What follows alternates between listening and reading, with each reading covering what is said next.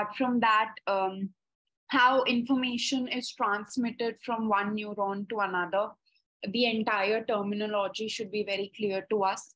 Apart from that, we should be well aware of what a reflex action is, some examples of reflex action, and the pathway that, the path that is represented, or the path that represents the reflex action, basically, how the information travels from one structure to another. So the entire flow chart, the entire structure. Apart from that, the human brain, or the diagram of the human brain, is very important. And apart from that, the structures, the parts of the brain, and the function that the parts of the brain individually perform, again, is very important. Apart from that, basically the control and coordination that takes place in plants. So how is it different from the control and coordination that takes place in animals? Obviously, the control and coordination that takes place in animals is more inclined towards the functioning of the nervous system as well as the hormones together. But if we talk about the coordination that takes place in plants, it is majorly inclined towards the release of certain hormones, release of certain chemicals that takes place. So basically, the coordination is more inclined towards the chemical part, or towards the hormonal part. So how coordination takes place in plants, what are the different types of, or the important types of plant hormones, and how each hormone is associated with performing a specific function, which hormone is associated with growth of the plant, which hormone is associated with, say, abscission of leaves, or which is a growth promoter, which is a growth inhibitor, and how hormones play an important role in determining, or in basically constructing the entire physiology as well as all the functions that take place. Apart from that, the different types of movements that we can observe in a plant in response to a particular stimulus, right? All that comes under coordination in plants. And lastly, it is also important to understand and learn about the different type of hormones that are secreted in animals, the various endocrine glands, and the hormones that are secreted by those endocrine glands. Apart from that, the functioning of the hormones, and what all diseases or what all disorders or symptoms can be observed if we were to say that some hormone was being secreted in a less amount than the normal amount, or some hormone was being secreted in a more amount as compared to the normal amount which is required for the normal functioning of the body, right? So basically, what all are the disorders or symptoms that can take place due to under secretion or deficiency of a particular hormone, and what all are the symptoms that can take place due to the overproduction of the hormone. So all that also we have to remember in this chapter. Again, the sequence would be similar as to what we have already dealt with in the previous session. So we will be starting with the multiple choice questions, followed by short answer type questions that carry 2 marks, short answer type questions that carry 3 marks, long answer type questions that carry 5 marks, followed by assertion and reasoning questions. And lastly, we'll have a look at the type of case studies that can be expected from this chapter. Right, so we'll start with the multiple choice question. The first question says, identify which of the following statements is about thyroxin is incorrect.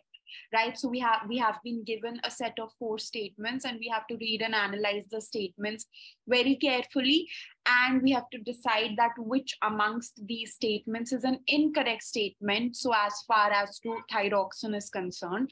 So let's have a look at the statements first. The first statement says that thyroid gland requires iodine to synthesize thyroxin.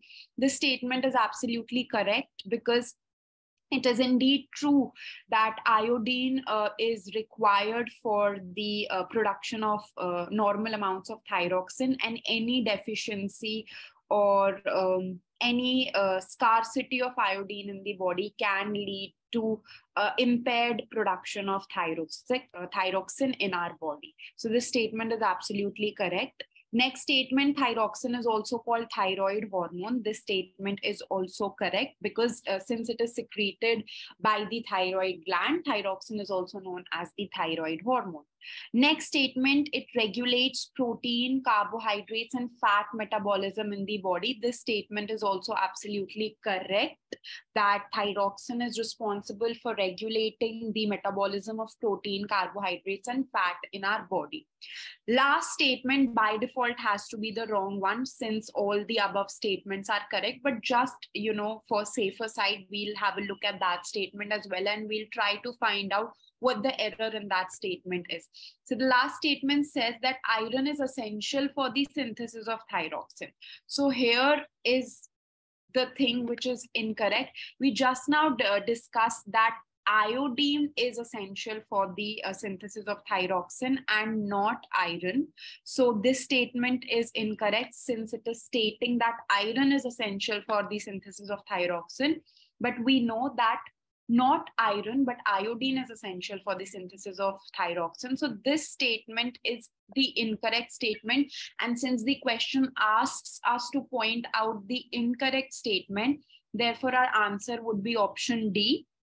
Iron is essential for the synthesis of thyroxin is an incorrect statement. All right.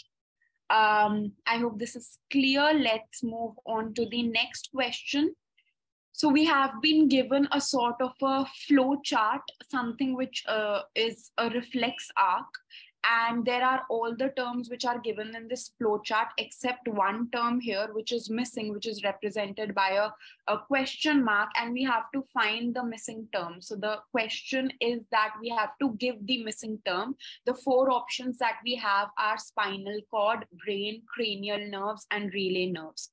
So if we have if we are well aware of the pathway of a reflex arc, we know that the stimulus which is received by the receptor is carried on with the help of the sensory neurons to the spinal cord, and then a suitable impulse or an action or the information of performing an action via the motor neurons, it is carried on to the effector, and then a response is generated by a body, right? So this missing term here is spinal cord. Spinal cord is the intermediate that basically analyzes responses to a particular action or to a particular rather stimulus. So the missing term here would be a spinal cord, right?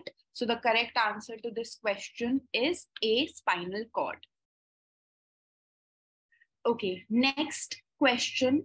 Fall of mature leaves and fruits from plants is triggered by which of the following substance?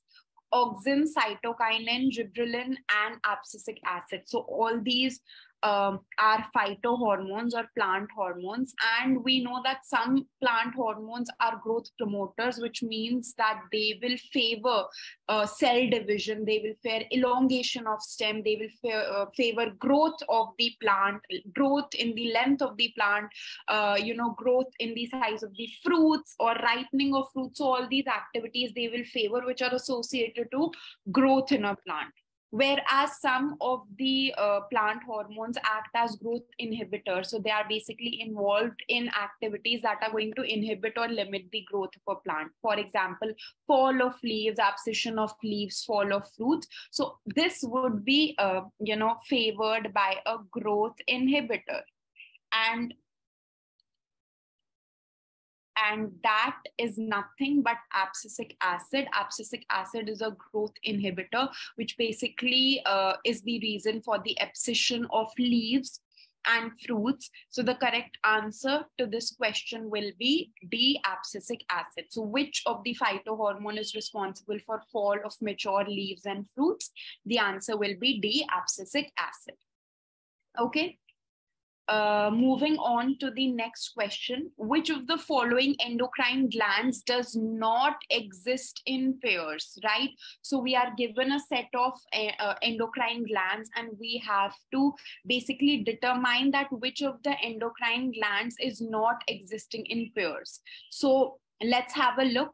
Testis is, obviously it is present in a pair. Male reproductive system has a pair of testes. Adrenal gland is also basically present in pairs. Pituitary gland is a single gland, it is not present in pair. And ovary also in the female reproductive system, it is present as a pair.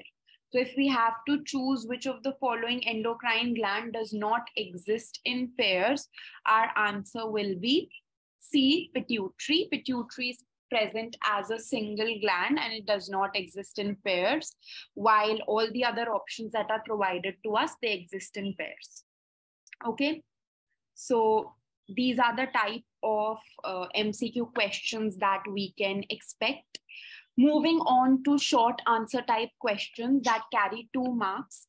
Let's have a look at the first question. A squirrel is in a scary situation. Its body has to prepare for either fighting or running away. State the immediate changes that take place in its body so that the squirrel is able to fight or run. So basically, the squirrel is under stress situation. It is under a situation which we know as fight, flight, or fright situation, right? And in such situations where the body demands, fighting or running away, or the body is in a stressful situation, the adrenal glands, they produce a hormone called adrenaline in the blood. It is a stress hormone that prepares the body for fighting or running away, or it is basically a hormone that is produced in the body in situations of if a person is in some kind of danger, we can see. Basically it is a stress hormone. So adrenaline basically increases heartbeat so that there is more flow of blood, and it directs the flow of blood to more vital organs, more necessary organs. For example, if we would want to run away from a dangerous situation, so it would direct the flow of blood, more flow of blood towards the legs, so that a person can run away easily, right? Also in that situation, the body would require more energy, so it would work in such a way that more glucose is poured into the blood, right? So this is how we are going to frame our answer. We are first going to write the hormone which will be involved in such a situation, and what all effect that hormone is going to bring about, or what all events that hormone is going to bring about in the body. And as a result of those events, what all things would happen which would help an individual or an organism to run away or to fight in that situation. So when a squirrel is in a scary situation, then its nervous system stimulates the adrenal glands to secrete more adrenaline hormone into blood.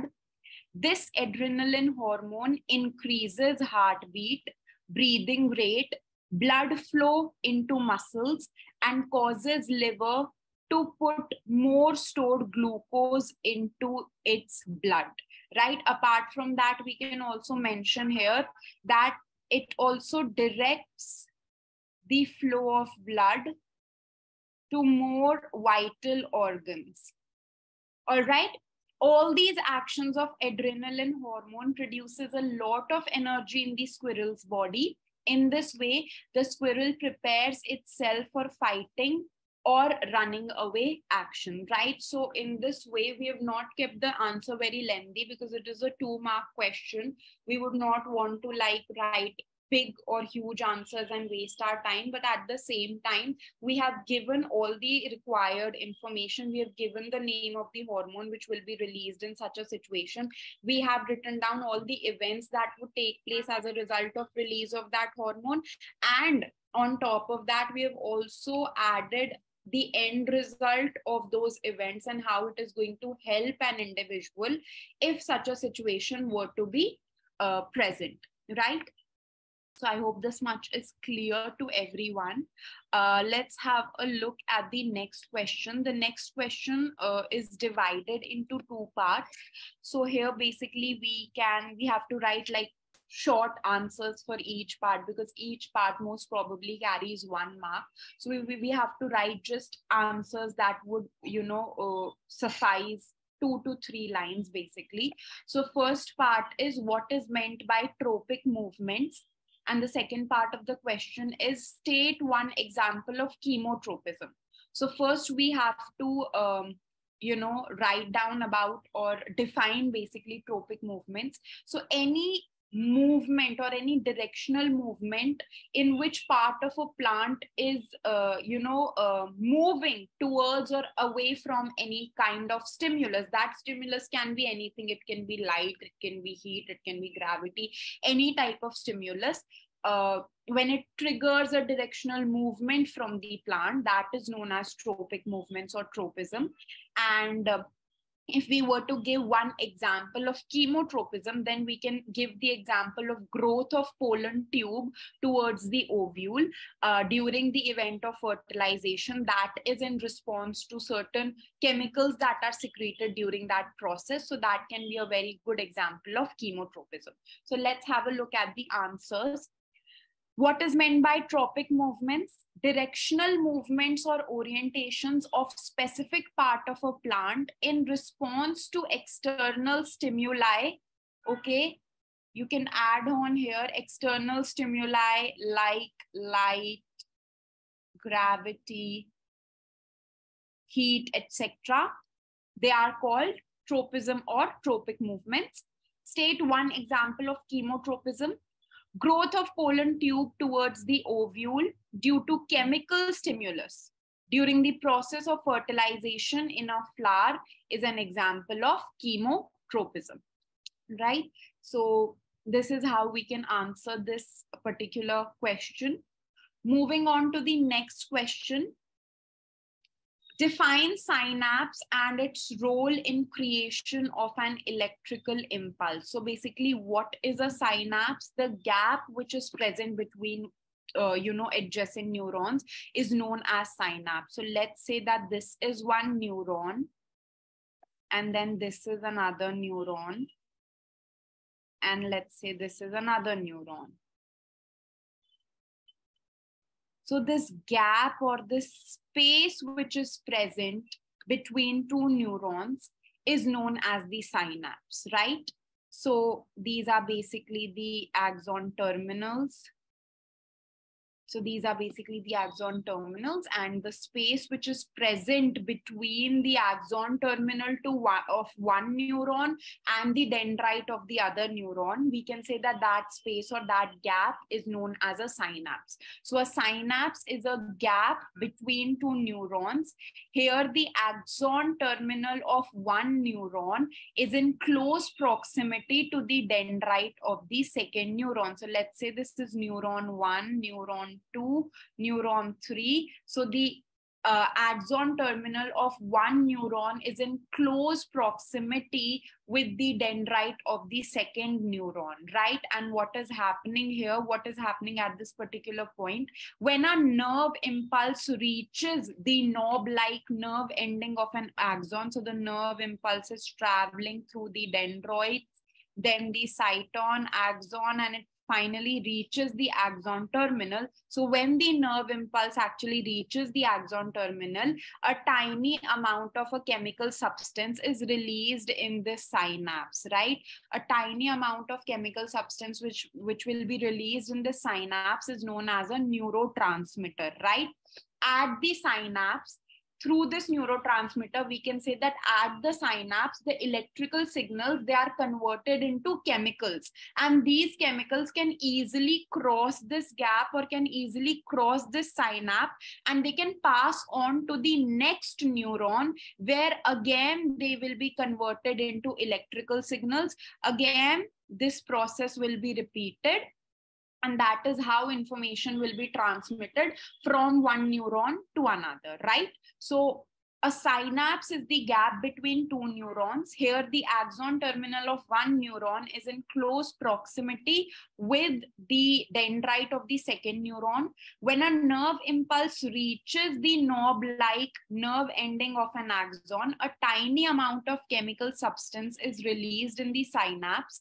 This chemical substance is known as the neurotransmitter. At the synapse, the electrical signals get converted into chemicals that can easily cross over the gap and pass on to the next neurons, where it is again converted into electrical signals. So that is how this entire process can take place, right? Moving on to 3-marker questions. Let's have a look at the question. State the function of receptors in our body.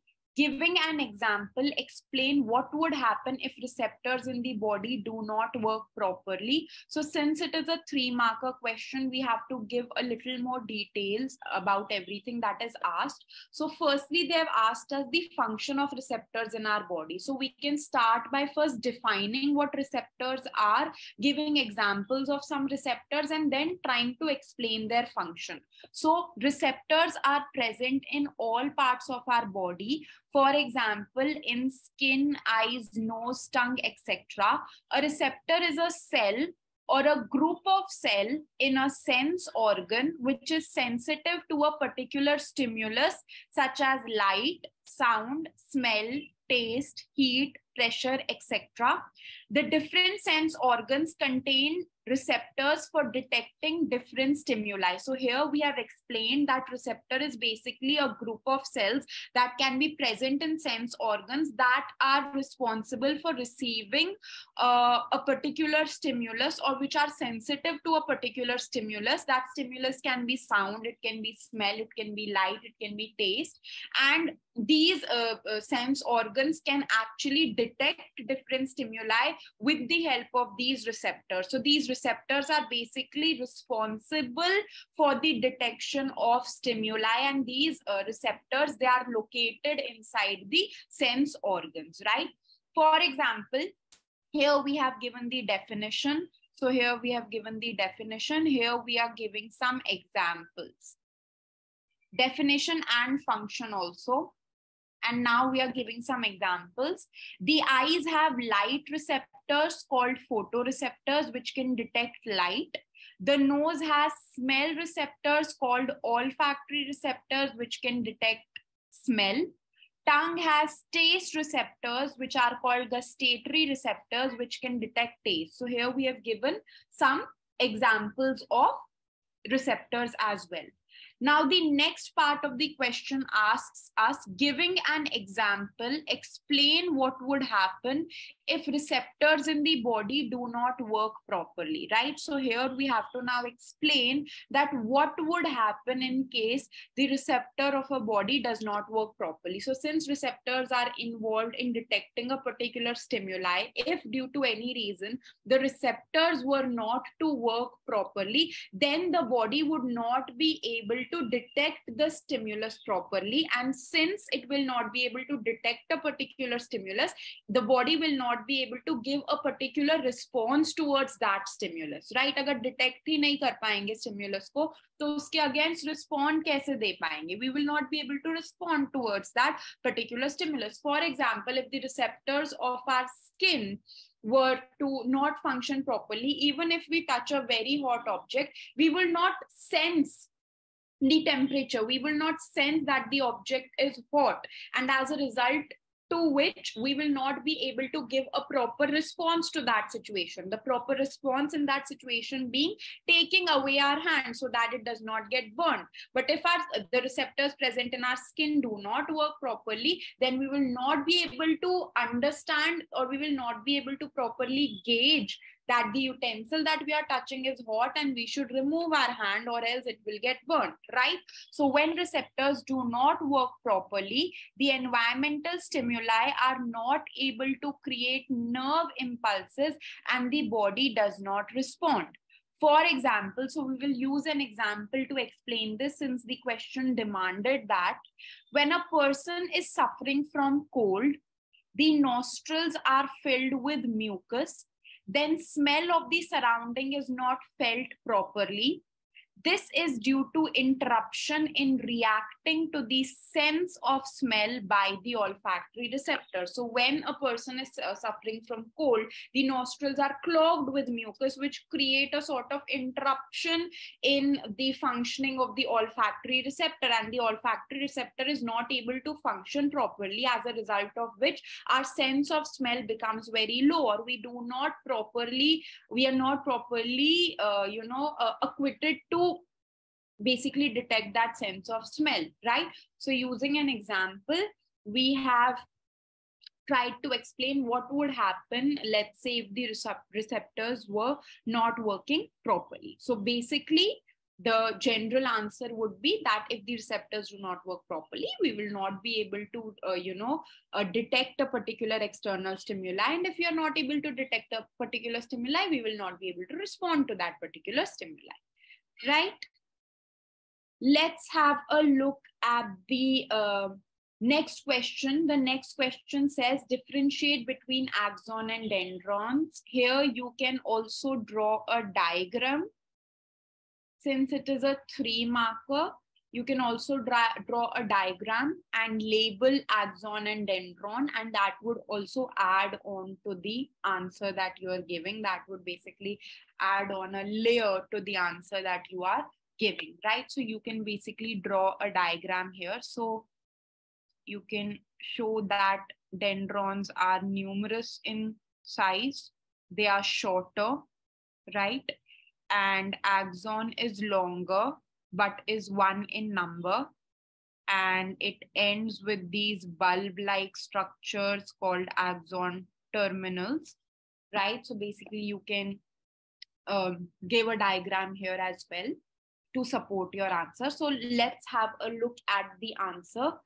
Axon, they are long in size and 1 in number. Dendron, they are small in size and numerous in number. Axon, they are generally unbranched. Dendrons, they are branched. So basically, they will have many branches as well, right?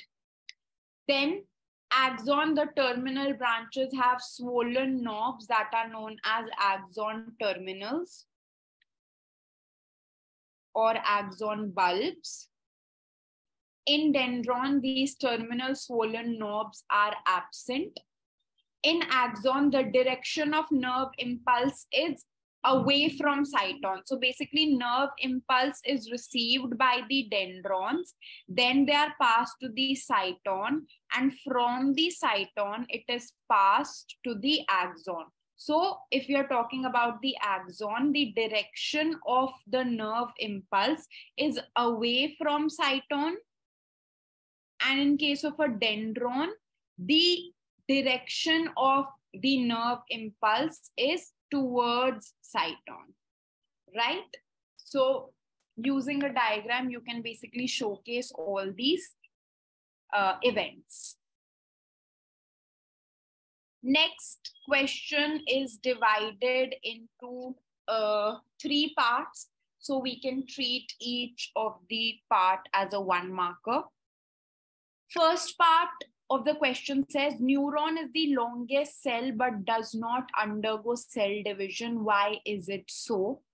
The answer to this question is, centriole is responsible for carrying out cell division, but in neurons, centrioles are absent, so they do not divide, right? So simply they have asked us that neuron is the longest cell, but they do not undergo any cell division. Why is it so? So we have answered that the structure which is responsible for carrying out cell division, centriole, that is absent in neurons. So as a result of centriole being absent, neurons are not able to divide, or they do not divide.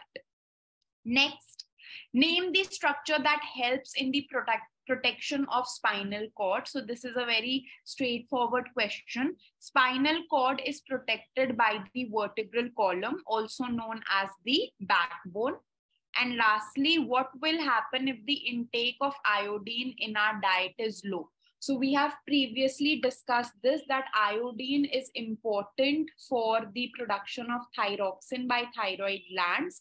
In case if iodine that we take in our diet is not sufficient, or we do not take in sufficient amount of iodine, then there will be an effect in the production of thyroxin hormone, and as a result of which there would be a disorder which would happen in that case. So if there is iodine deficiency, then production of thyroxin stops, and as a result the neck swells, and this condition is known as goiter.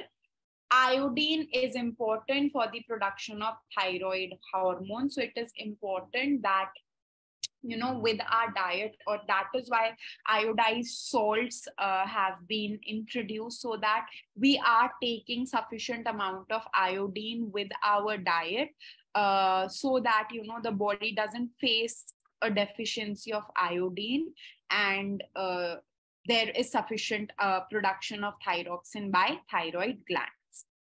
Okay. Next, we can move on to a long answer type question. So basically, in a long answer type question, you can expect a diagram, and the most important diagram in this chapter is the structure of the human brain. You can also be asked to draw the pathway of a reflex arc, that can also be there. But most important diagram in this chapter, as far as this chapter is concerned, is the structure of the human brain. So you have to be, well ready with the diagram along with the labelings of the human brain, right? So the first part of the question is draw a well-labeled diagram of the human brain. And secondly, mention the functions of medulla and cerebellum.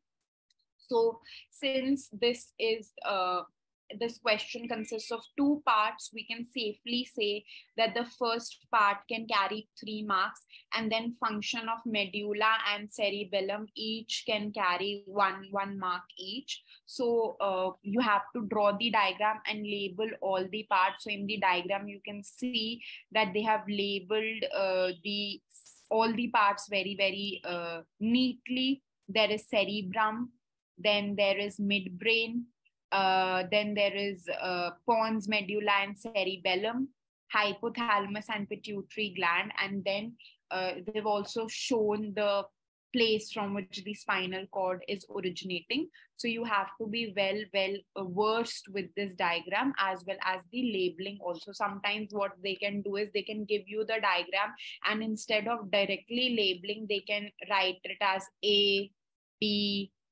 this can be C, right? This can be D, and they can be, okay, name or label part A and write down its function, or label part C and write down its function. So you have to be aware of the labelings as well. ऐसा नहीं है कि सिर्फ diagram याद कर लोगे, labelling भी याद करनी है, क्योंकि कभी कभार डायग्राम बना बनाया आ सकता है, लेबलिंग्स इरेज करके वो ABCD लिख सकते हैं, and then they can ask you the functions of that particular part. So you have to be prepared in that type of, you have to be prepared for that type of situation as well. Okay, let's move to the next part. The next part is asking us for the functions of medulla and cerebellum. Okay, so involuntary actions, including blood pressure, salivation, and vomiting, are controlled by the medulla present in the hindbrain. Cerebellum is responsible for precision of voluntary actions and maintaining the posture and balance of the body. So the activities that require proper balancing of the body, walking in a straight line, riding a bicycle, anything that involves balance and posture, that is regulated by the cerebellum. Right? So briefly, we have given the functions of both medulla and cerebellum. Next question, a 5-marker question, and it is divided into 5 parts, which is good for us. We don't need to write down long answers. We can treat each part as a 1 marker. So the first question says, what are phytohormones? Second part says, name any two phytohormones which are growth promoters. Third part says, name any growth inhibiting phytohormone. Fifth part, what is hydrotropism? Fourth part, what is hydrotropism? And fifth part, name the hormones secreted by thyroid and pancreas. So let's answer them part wise. The first part says, what are phytohormones? Phytohormones are basically chemical substances which are produced in plants that are able of translocating inside the plant, and they are able to regulate physiological processes that take place in the plant. So phytohormones can be defined as chemical substances which are produced naturally in plants and are capable of translocation. Translocation matlab they can move from their place of synthesis to other parts of the plant as well, right? So they are not restricted to their place of synthesis. They can translocate or they can move to other parts of the plant as well as and when required. So they are capable of translocation and regulating one or more physiological processes. Next, name any two phytohormones which are growth promoters, right? So the two phytohormones which are growth promoters are auxins and gibberellins, right? They act as growth promoters. Next, name any growth inhibiting phytohormone, right? So we have already discussed this earlier also, that abscisic acid is a growth inhibiting phytohormone. It will carry on actions like fall of leaves, fall of fruits. So it is basically a growth inhibiting phytohormone. So abscisic acid we can give as an example of a growth inhibiting phytohormone. Next question is, what is hydrotropism? So hydrotropism is made up of two words, hydro, which means water, and tropism is the directional movement of plant towards or away from a stimuli. So hydrotropism will be the movement of plants in response to water. Right here, the external stimuli that we are dealing with is water. So movement of plants in response to water is called hydrotropism. And lastly, name the hormones secreted by thyroid and pancreas. So you have to give the names of the hormones that are secreted by thyroid and pancreas. So here we can simply write down thyroid secretes thyroxin, whereas pancreas secrete insulin and glucagon. If you have time in hands, you can quickly write down the functions of these hormones as well, if you have time, right? Otherwise, they've just asked us to name the hormones secreted by thyroid and pancreas. So we have named the hormones thyroxin, which is secreted by the thyroid gland, and insulin and glucagon, which is secreted by pancreas. If you have time left in your hand, you can also in one line describe the functions of each of these hormones as well, right? Next, we move on to the assertion and reasoning questions. The assertion and reasoning questions, they consist of 4 statements, and we have to, they consist of basically 4 options, and we will be given 2 statements, one for assertion, one for reason. And then after carefully analyzing those statements, we have to see which option best suits. So following question consists of 2 statements, assertion and reason. Answer these questions selecting the appropriate option given below. So option A stands for both assertion and reason are true, and reason is the correct explanation of assertion. Option B stands for both assertion and reason are true, but reason is not the correct explanation of assertion. Option C stands for assertion is true, but reason is false. And option D stands for assertion is false and reason is true. So let's have a look at the first set of statements. Assertion says insulin regulates blood sugar level. That is true. Reason, insufficient secretion of insulin will cause diabetes. This is also true. Insulin is responsible for regulating the sugar level which is present in the blood.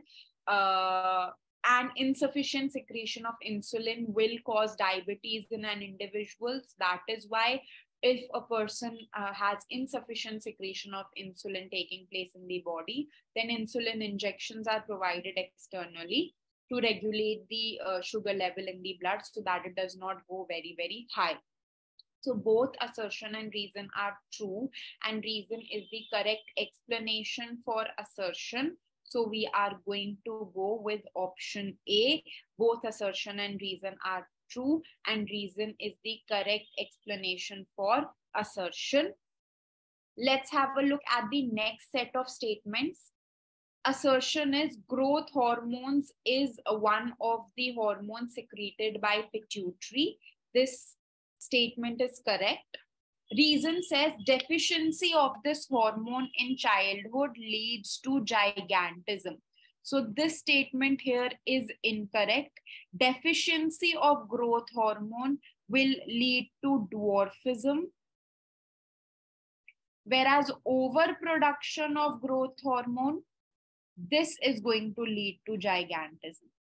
Right, so here they have associated deficiency of growth hormone with gigantism, which is absolutely incorrect. Deficiency of growth hormone will lead to dwarfism, whereas overproduction of growth hormone will lead to gigantism. So here assertion is true, but reason is false. So we will have to go with the option C, where it says that assertion is true, but reason is false. Let's have a look at the next set of statements.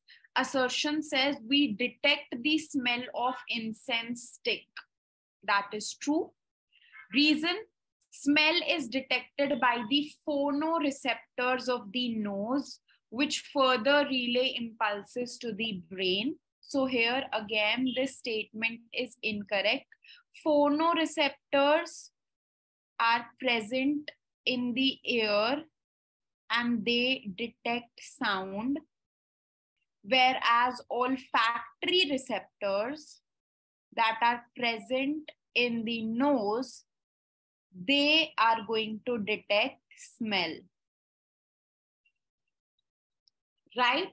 So this statement is incorrect. Smell is detected by the phonoreceptors of the nose. This statement is incorrect. Smell is detected by the olfactory receptors of the nose, which further relay the impulses to the brain.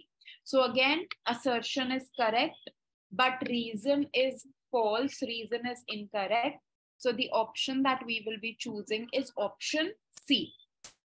Let's have a look at the next set of statements.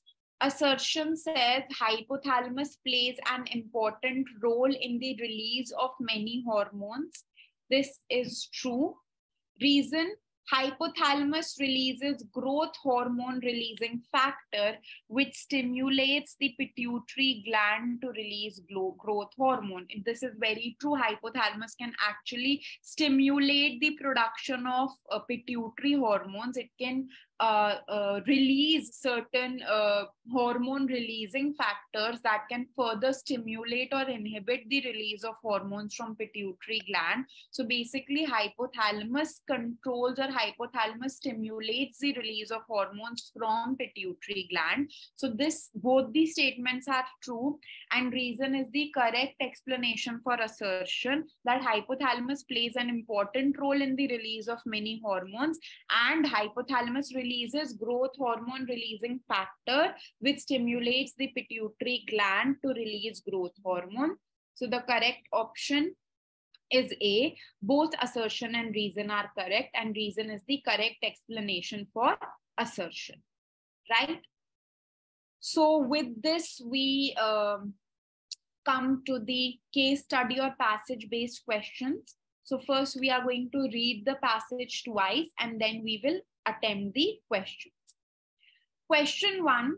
In animals, control and coordination are provided by nervous and muscular tissues. Touching a hot object is an urgent and dangerous situation for us. We need to detect it and respond to it. All information from our environment is detected by the specialized tips of some nerve cells. These receptors are usually located in our sense organs, such as the inner ear, the nose, the tongue, and so on. So gustatory receptors will detect taste, while olfactory receptors will detect smell. Again, we'll have a quick read through it. In animals, control and coordination are provided by nervous and muscular tissues. Touching a hot object is an urgent and dangerous situation for us. We need to detect it and respond to it. All information from our environment is detected by the specialized tips of some nerve cells. These receptors are usually located in our sense organs, such as the inner ear, the nose, the tongue, and so on. So gustatory receptors will detect taste, while olfactory receptors will detect smell. What are the parts of the neuron? So we have to write down the parts of the neuron. So dendrite, cell body or cyton, axon, and axon terminal or nerve ending. These are the different parts of the neuron: dendrite, cell body, axon, and nerve ending. Next part of the question: which part of the neuron receive the information first? So we know that the dendritic tip of the neuron, it is going to receive the information, it is going to receive the impulse first, and then it is going to transmit the impulse to the cyton. The cyton will further transmit the impulse to the axon. Axon will transmit it to the axon bulbs or the nerve endings, and so on and so forth. So which part of the neuron receives the information first? The dendritic tip of the neuron is going to receive the information first. Next question: at which place the electrical impulse gets converted into a chemical impulse? So this we just in the previous slides we read about it, that the gap which is present to adjacent neurons, that is the place, or that is the space where this electrical impulse will get converted to a chemical impulse, and that is how it will pass from the previous neuron to the next neuron. So at synapse, or at a gap between nerve ending and dendritic tip, that is the space, that is the place where the electrical impulse will get converted to a chemical impulse. Next part of the question: what is a neuromuscular junction? So a neuromuscular junction, as the word is itself suggesting, it is the space, or it is the junction where the neuron and the muscle fiber will meet, right? So it is the junction, or it is the space where the neuron and the muscle fiber meet each other. So the neuromuscular junction is made up of two words, neuron and muscle. So it is the place where neuron and muscle fibers meet. Lastly, what is the structural and functional unit of a nervous system? So this is a very simple and a very straightforward question. Neuron is the structural and functional unit of a nervous system, right? So let's have a look at the second case study question that we have. We also think about our actions. Writing, talking, moving a chair, clapping at the end of a program are examples of voluntary actions which are based on deciding what to do next. So the brain also has to send messages to muscles. This is the second way in which the nervous system communicates with the muscles. The communication between the central nervous system and other parts of the body is facilitated by the peripheral nervous system, consisting of cranial nerves arising from the brain and spinal nerves arising from the spinal cord. The brain thus allows us to think and take actions based on that thinking. We'll again go through the passage very quickly. We also think about our actions. Writing, talking, moving a chair, clapping at the end of a program are examples of voluntary actions which are based on deciding what to do next. So the brain also has to send messages to muscles. This is the second way in which the nervous system communicates with the muscles. The communication between the central nervous system and other parts of the body is facilitated by the peripheral nervous system, consisting of cranial nerves arising from the brain and spinal nerves arising from the spinal cord. The brain thus allows us to think and take actions based on that thinking. First question is, what does the central nervous system comprise of? So this is a very, very simple and straightforward question. The central nervous system comprises of two components, the brain and the spinal cord. Next, what are the three major parts of the brain? So the three major parts of the brain are forebrain, midbrain, and hindbrain. Next question, which fluid is present in our brain? So CSF, or the cerebrospinal fluid, is present in our brain. Next, what is the function of the fluid present in our brain? So the cerebrospinal fluid which is present, it basically acts as a shock absorber so that it can protect us during any mechanical shocks or any mechanical injury that were to take place. Apart from that, it also helps in the transport of nutrients in the central nervous system, and it also helps in the removal of waste from the central nervous system that can act as a result of the metabolic activities that are taking place in the central nervous system. So basically, the cerebrospinal fluid acts as a shock absorber and protects the brain and spinal cord from external mechanical shocks. It also helps transport nutrients and removes waste. So here three functions we have written. First is protection from mechanical shocks, then transport of nutrients, and removal of waste. Okay, last part, what makes up the largest part of the brain? So cerebrum is the largest part of the brain, and it is composed of right and left hemispheres. So it is composed of a right cerebral hemisphere and a left cerebral hemisphere, and cerebrum makes up the largest part of the brain.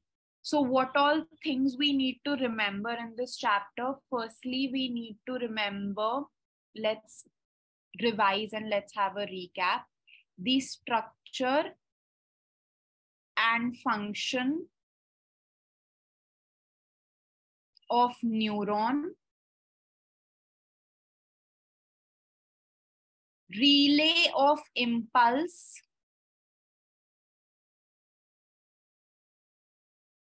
from one neuron to another, reflex arc, the diagram that is associated with it, and the pathway. Then structure of human brain and functions of all parts of human brain. Then tropic movements in plants. Okay, apart from that, role of different phytohormones in plants. Okay, then endocrine glands that are present in animals, endocrine glands present in animals, the function of different hormones, and the disorders or symptoms associated with overproduction or underproduction of a hormone. Right?